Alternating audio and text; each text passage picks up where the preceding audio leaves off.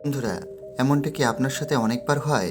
আপনার করা কোনো কাজ শেষ মুহূর্ত এসেই নষ্ট হয়ে যায়।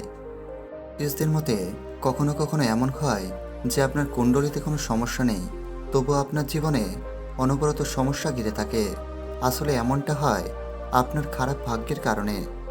আপনি কি জানেন, আপনার ভালো এবং খারাপ ভাগ্যের জন্য আপনার কর্মই দায়ী। জ্যোতিষদের মতে এমন কিছু কাজ আছে যে কাজগুলো করলে আপনার ভাগ্য রুষ্ট হয়, তখন একজন রাজাকেও দরিদ্রতে পরিণত করে। অতএব আপনার কাজ আপনি করুন, কিন্তু আপনার জীবনে এই বিষয়গুলি মনে রাখবেন। নম্বর ১, ভাঙা পাত্র। ভাঙা যে কোনো বাসনপত্র ঘরে একবারেই রাখবেন না। বলা হয়েছে এটি জীবনে দুর্ভাগ্য নিয়ে আসে। জ্যোতিষশাস্ত্র মতে ভাঙা বাসন এবং ভাঙা জিনিস বাড়িতে রাখলে রাহুর নেতিবাচক প্রভাব পড়ে এবং এমন বাড়িতে মা লক্ষ্মীও পা রাখেন না।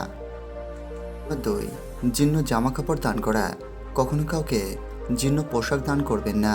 কাউকে দান করতে চাইলে ভালো জামাকাপড় দান করা উচিত। জ্যোতিষদের মতে দান করার সময় কিছু নিয়ম মেনে চলা উচিত।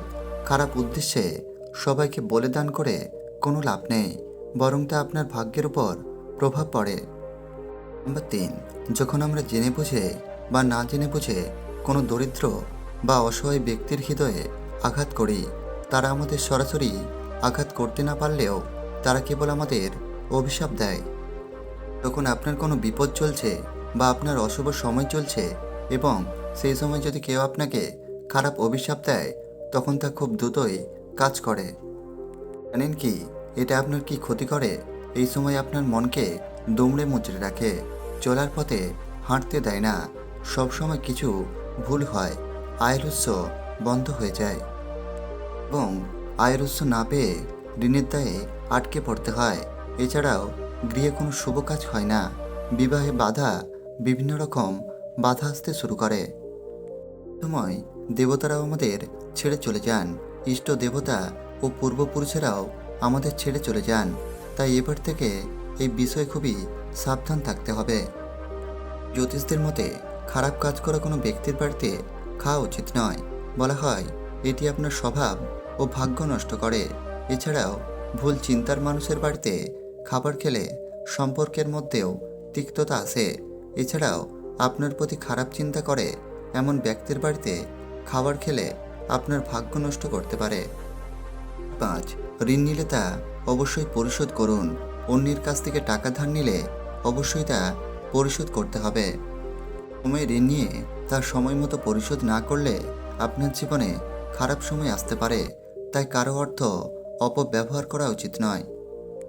নাম্বার ৬, যদি কোনো অতিথি বা আত্মীয় আপনার বাড়িতে আসে, তাকে কখনোই পুজো করা দেখাবেন না এবং আপনি কিভাবে পুজো করেন এবং আপনি কার পুজো করেন এ সমস্ত বিষয় গোপনে রাখুন।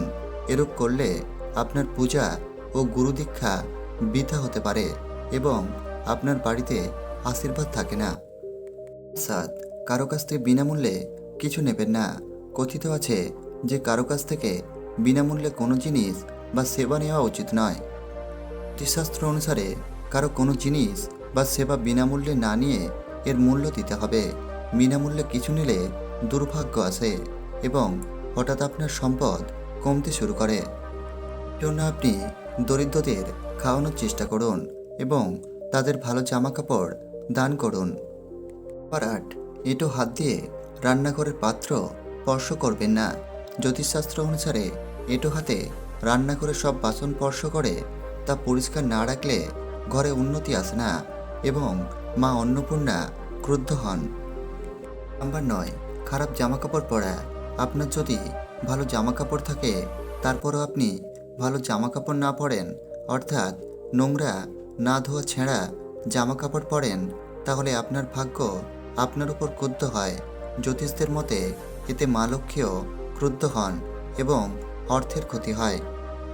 এছাড়াও জ্যোতিষদের মতে চুরি করা পোশাক পরলে এতে আপনার ভাগ্য চুরি হয়ে যায়। প্রকৃতপক্ষে পোশাক শুক্রের কারণ। চুরি করা পোশাক পরলে শুক্র এবং মা লক্ষ্মী উভয়ই রাগ করেন। নাম্বার ১০, আপনার ব্যবহৃত কলম কাউকে দেওয়া উচিত নয়।